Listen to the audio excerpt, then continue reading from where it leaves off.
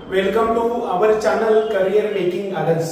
महाराष्ट्रातील तमाम विद्यार्थी आणि पालकांसाठी नॅशनल टेस्टिंग एजन्सीनं नीट यूजी 2026 च्या पुनर्परीक्षेसाठी पब्लिक नोटीस जी बजावलेली आहे त्याच्यामध्ये एक्झाम डेच्या दिवशीचा मिनिटाचा जो काही टाइम टेबल आहे त्याच्या संदर्भामधला डिटेल गोष्टी या आताच्या व्हिडिओमध्ये आपण पाहणार आहे। Sunday 21 June your day planned two मिनिटाचं दर मिनिट का तयारी आपका दिवस आपला दिवस मिनिटाची तयारी 21 जून असं सांगितलेलं आहे। 11 वाजता सेंटर मध्ये एंट्री आणि फ्रिस्किंग बिगिन्स म्हणजे केंद्रामध्ये प्रवेश करायचा आहे आणि आपल्याला त्या ठिकाणची चाचणी सुरू करायची आहे। 1:30 गेट क्लोज होणार आहे। Last entry into the centre म्हणजे गेट बंद होणार आहे।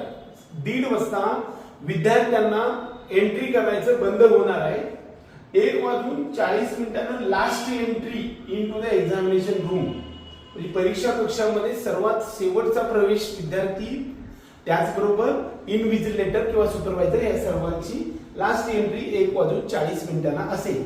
1:55 टेस्ट बुकलेट म्हणजे परीक्षा पेपरचा जो आहे ते बुकलेट ओपन केलं जाणार आहे, त्याचा कोड चेक केला जाणार आहे, पेजेस चेक केले जाणार आहे आणि 2 वाजता परीक्षा सुरुवात होणार आहे।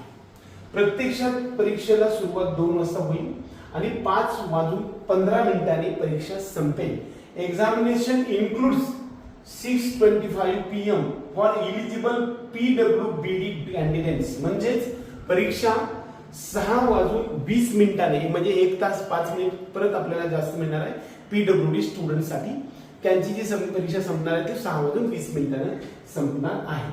एकंदरीत reach early reporting time is printed on your admit card. तुमच्या ऍडमिट कार्ड जो आज येणार आहे त्या ऍडमिट कार्डवरती तुमचं रिपोर्टिंगचं टायमिंग दिले, त्याच्या पुढे तुम्हाला जाता येणार नाही, त्या वेळामध्ये यायचं आहे हे लक्षात ठेवा। परीक्षेच्या रिपोर्टिंगच्या संदर्भातला डिटेल व्हिडिओ त्याचबरोबर ऍडमिट कार्डच्या संदर्भामध्ये असणाऱ्या मराठीत त्याचं भाषांतर आणि ऍडमिट कार्ड कसं बनवावं या सर्व गोष्टी आपण पाठीमागे बनवल्याच होत्या। त्याचबरोबर आता सुद्धा रिसेंटली तुम्हाला बनवून सांगण्याचा प्रयत्न करू। तोपर्यंत आपल्या चॅनलला सबस्क्राईब करून बेल आयकॉन दाबून ठेवा। एनडीएने हा जो टाइम टेबल आपल्यासाठी दिलेला आहे ते टाइम टेबल तुम्हाला स्क्रीनशॉटच्या माध्यमातून घ्यायचं असेल तर तुम्ही घेऊ शकता। हे प्रत्येक मिनिटाचं बनवण्याचा प्रयत्न केला आहे। जय हिंद, जय महाराष्ट्र।